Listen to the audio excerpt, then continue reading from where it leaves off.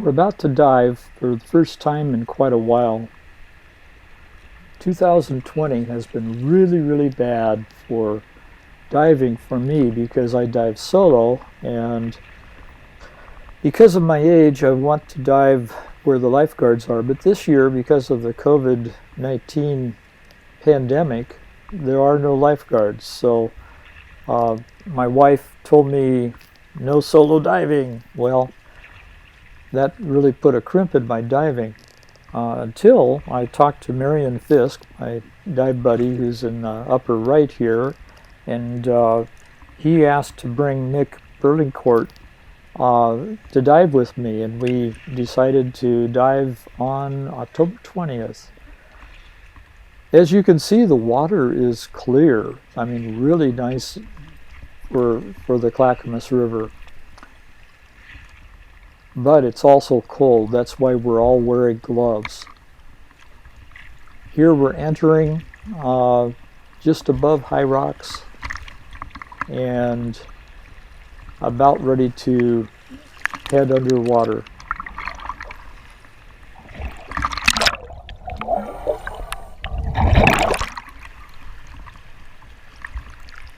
Now Mick got caught in the current a little bit, so I grabbed him and held onto a rock until Marion could catch up with us. He was not quite in the water yet, and so we needed to wait until he got there. Otherwise we'd get separated in the current. The current is quite strong in this part of the river.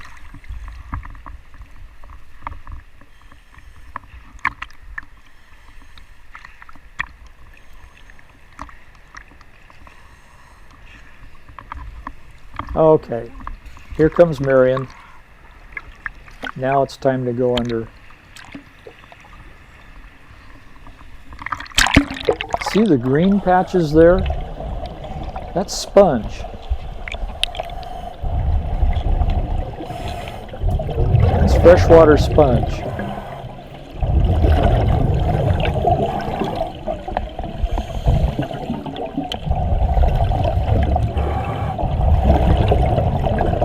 Now we're about ready to get separated again, so I signal that we need to get together and stay together.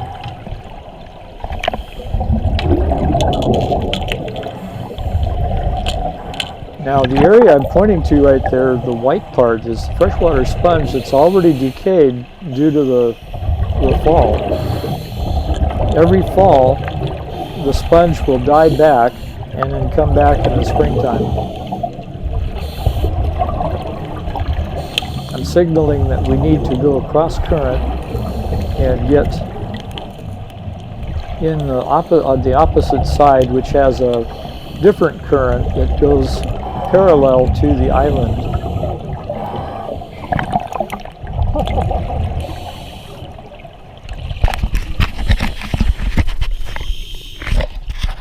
More freshwater sponge right there.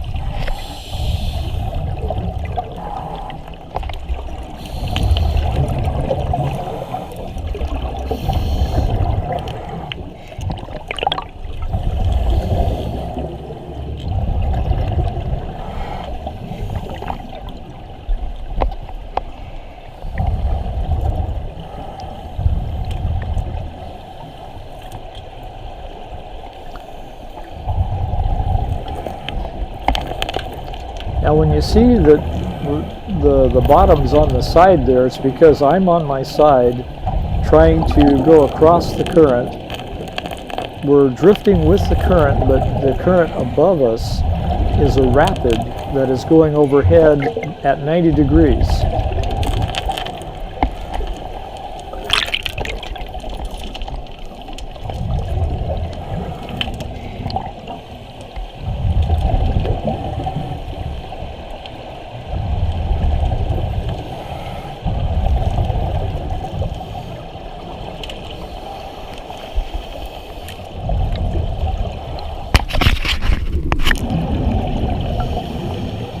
In just a moment you'll be able to see that rapid going above us. I'm signaling to go across current in that direction to my right. You can actually hear the rapid. There it is. Now I'm pointing to it up above so that they can see the rapids. And I've stopped the video right here because it's just a short sequence that shows the rapids going overhead.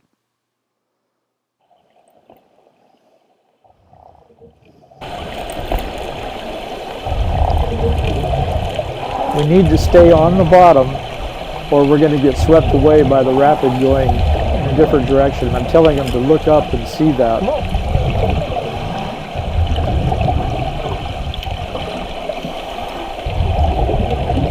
It's an interesting place, and you have to kind of feel your way, stay close to the bottom.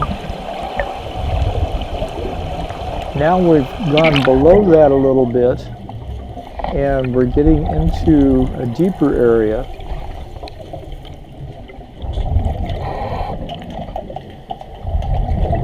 I just found a fishing lure. Fishermen must be really frustrated in this area because there's a lot of fishing lures and fishing gear out here. I'll put that in my buoyancy compensator pocket here in just a moment. It's a good picture of Marion's gear. No, that's not Marion, that's Mick's gear.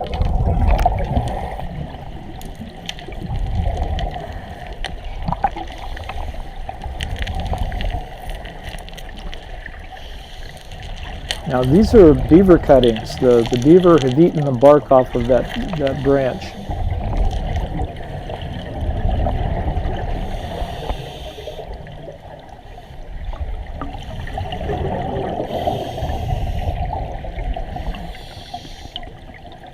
I'm trying to say beaver through my mouthpiece.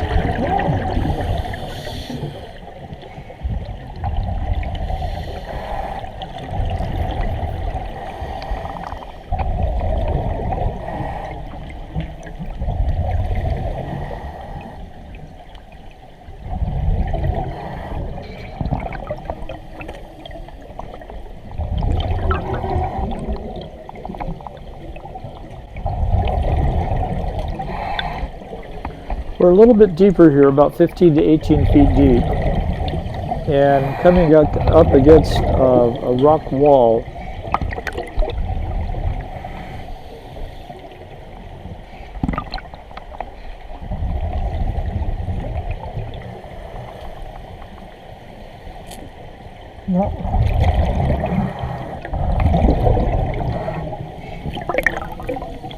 I had some less to go to the left, and I'm looking for a wrecked SUV. There's a wrecked auto on the bottom here, and oh, we found another lure.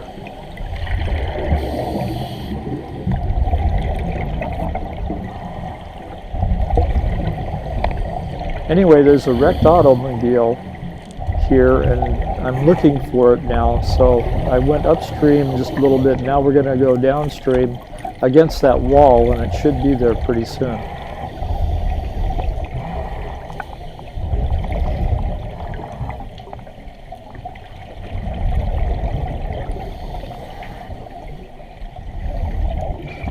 We come up over this rock, and I see something white I hadn't seen there before.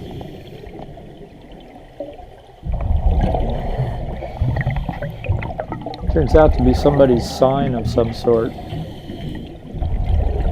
didn't think it was terribly interesting, so we just left it there.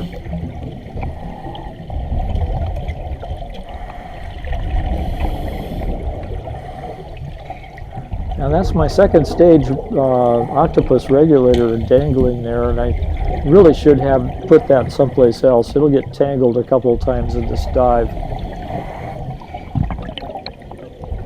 I have an octopus holder that I should have used. Now there it is. There's the wreck.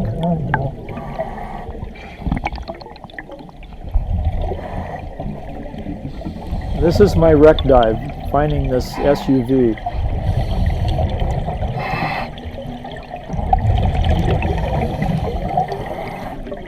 There you can see my octopus kind of tangled there.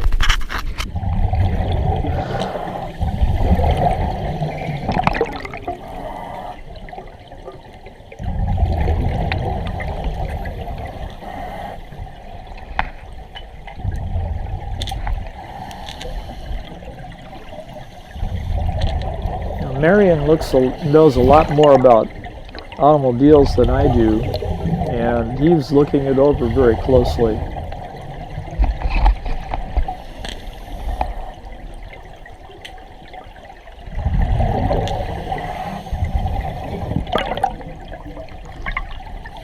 He looked at the engine block and something else about it, and after the dive told me that it's probably a Ford of some sort.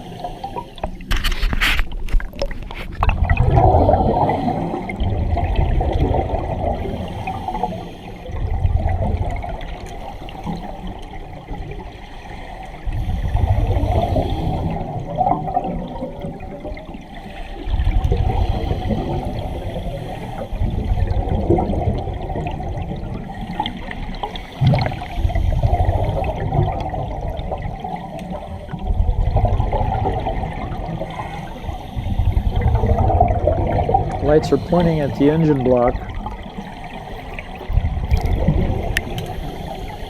As you can see, there's all sorts of rocks and trees and debris on top of this wreck.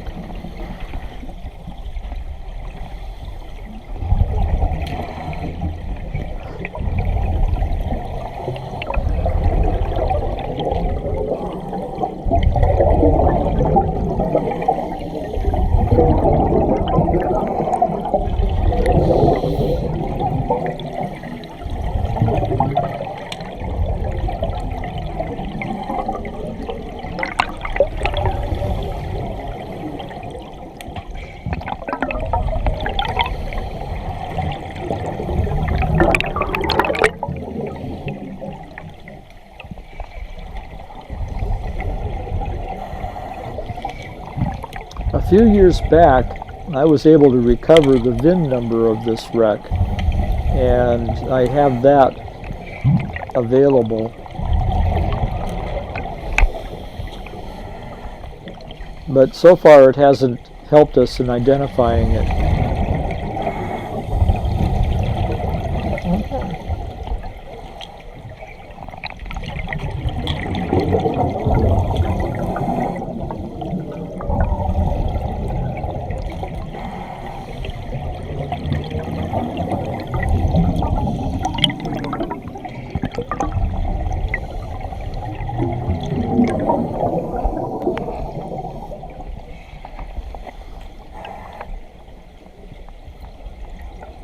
There's another piece of fishing gear. We've left the SUV wreck now, and I'm going to try and recover this fishing gear.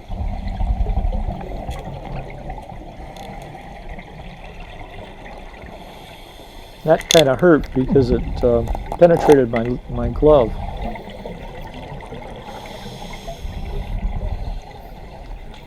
Almost every dive I have some use for my dive knife, and usually it's cutting fishing line.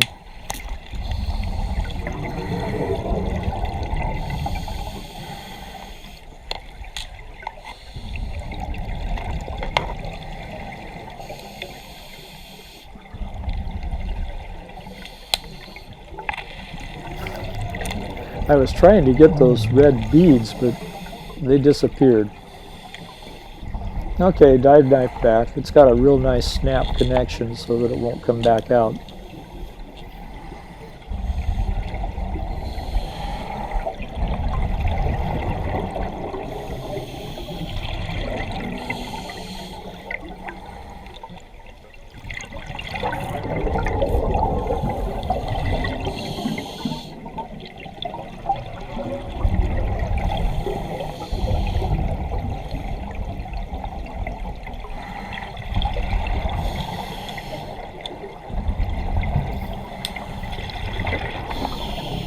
Now I've got that hook planted firmly into my glove. Got to get it out.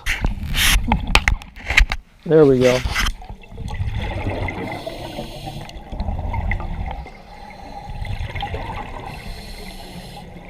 And I just put it into my front pocket.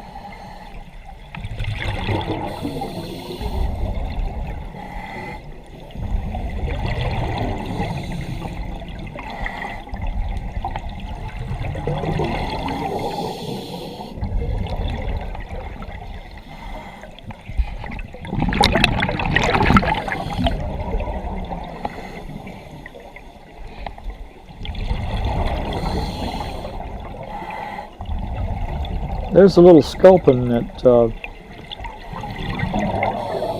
we've identified. See it right there? I'm going to try and get down closer to it, but maybe I can, maybe I can't.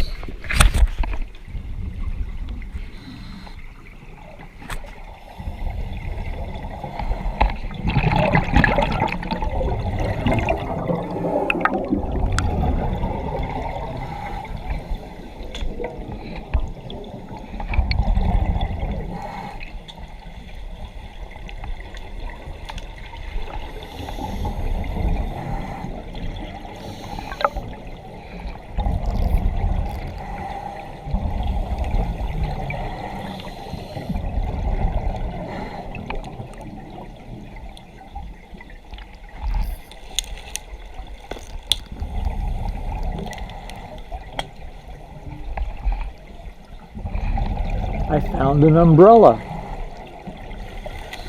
but this one is really messed up, so it's going to stay on the bottom. Unless we're on a salvage dive or a dive to pull this junk out. There, guess what that is? Somebody left us a grocery cart. The grocery cart is extremely hard to get out of the river for a diver because it's really heavy. We'll just leave it down there for now.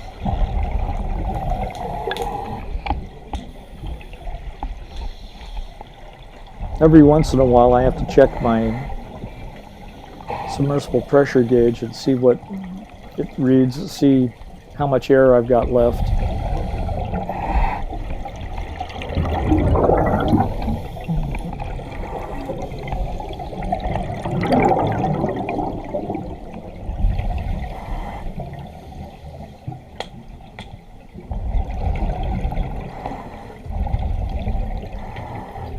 Looks like about 1200 psi out of 3000. So about half, a little less than half of the amount in my tanks.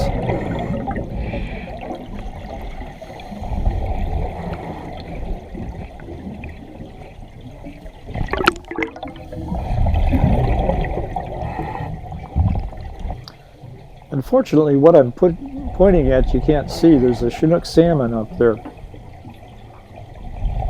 And he's swimming away from us, and I didn't have the camera oriented correctly.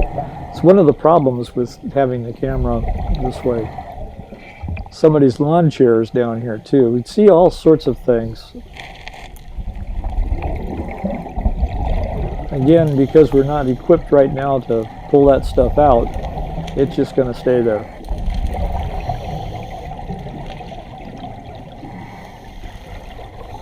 I'm at 1500, no, yeah, about 1500 psi. I think I said 1200 before, so that was just a little bit wrong on the other end. That's looking at my dive watch where I started the dive.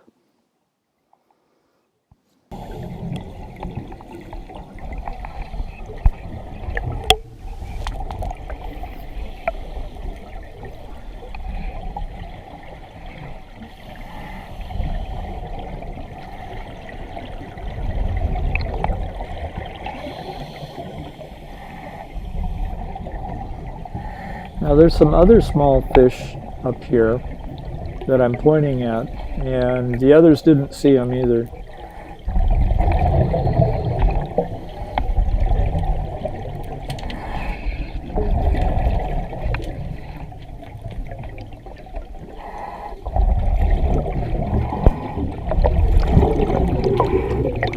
I'm going to surf this because I want to find out where we are in the river and how much further we need to go.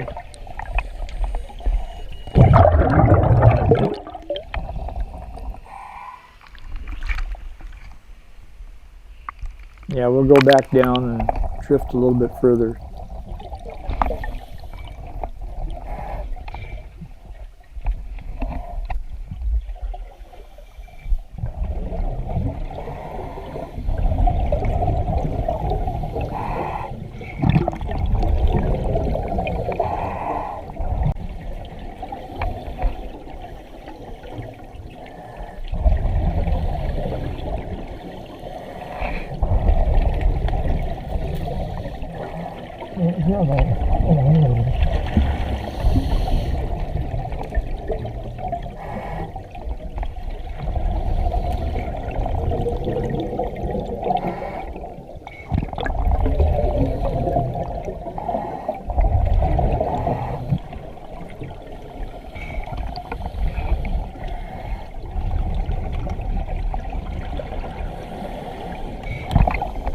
Anytime I see something bright, I like to look and see what it is. This one turned out to be a rubber worm on a hook.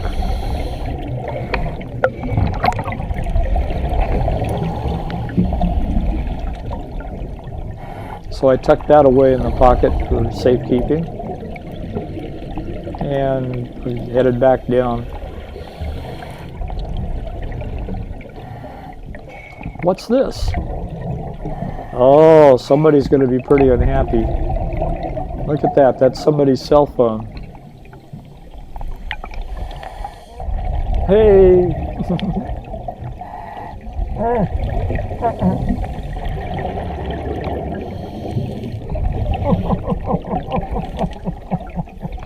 Now these cell phones, when I pick them up here, I keep them. They're irreparable, usually, but at the same time, I've given them to some high school engineering classes, and the high school kids can pull them apart and take a look at what they're made of and how they're made.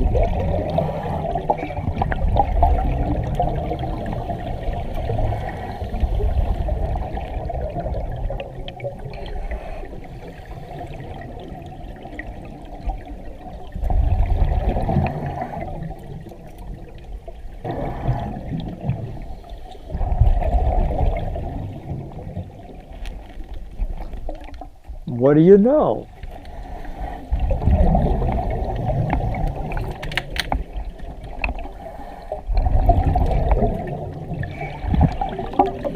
That's number 2 cell phone.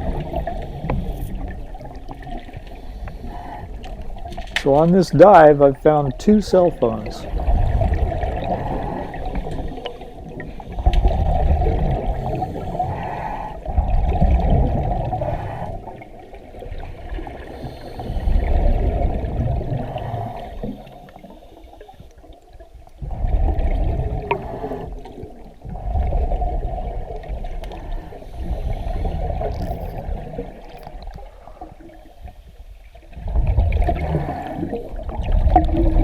I can tell by the water slowing down that we're getting close to our exit point right now, and I just checked by going above.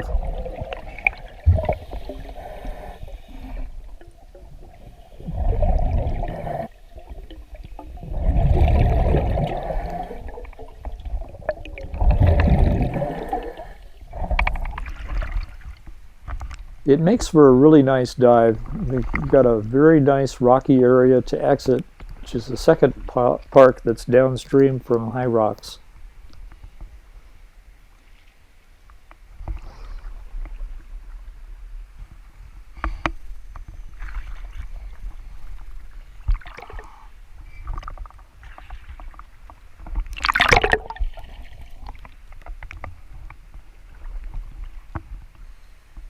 Marion's coming up, Mick's coming up,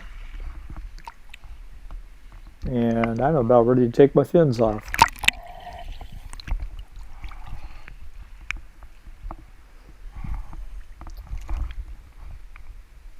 Quite an interesting dive. We found the, yep, this is it.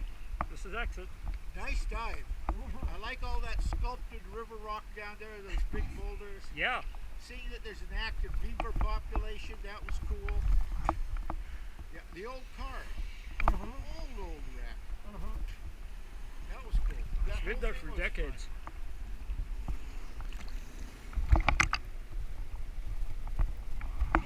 Is this where we hop out?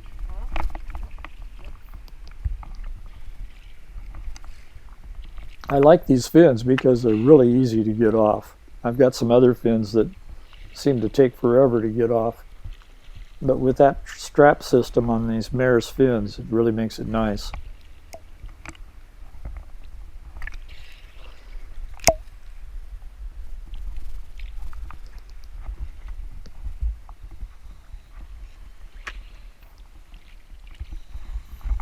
brought these fins specifically because I can get them off. Did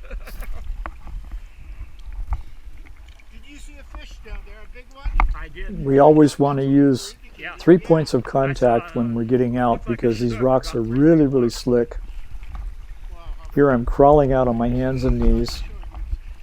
He actually went around you on the left side of you. Oh man.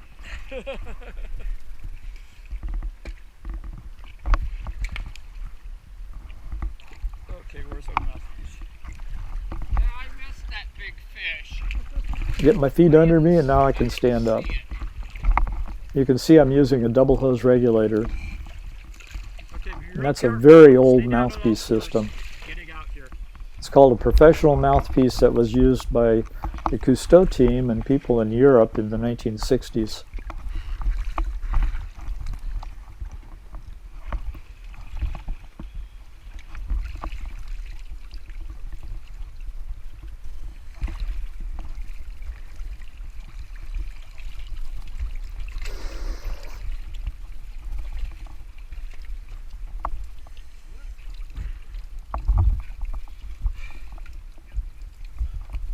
And you know what else we got?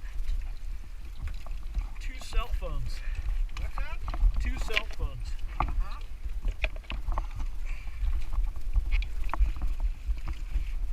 Well, that was our dive. Now it's about climbing out. You got to climb up the rocks and go out.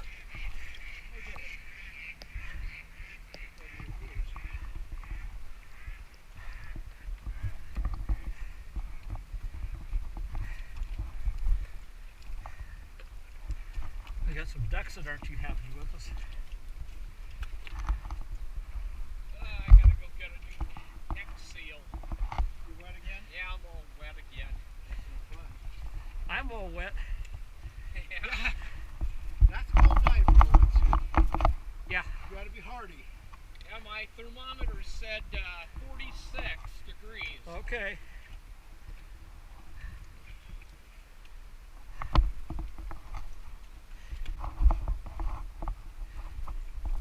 Yeah, 45, yeah. That's nice. The visibility was better.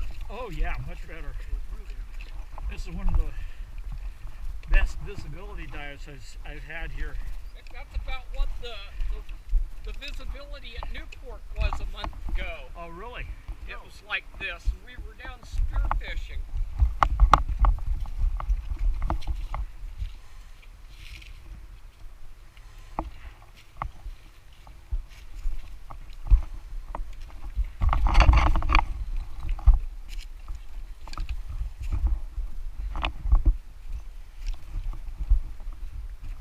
Hey, that old car or whatever it was, it's a Ford. How do you know? The distributor is at the back of the engine. Can I take your fin for anything? John? No, I'm fine. I just got to transfer them to another hand. Stick around. I've done this a lot of times. Yeah. This is my primary dive site for the last 20 years. All right. Well, it's a nice one. Yeah. You're lucky to have it.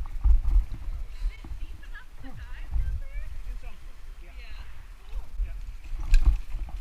Very fun. No, it's a 40-minute dive, what my computer said. Good. Nice dive. Now we got to walk up with where they are.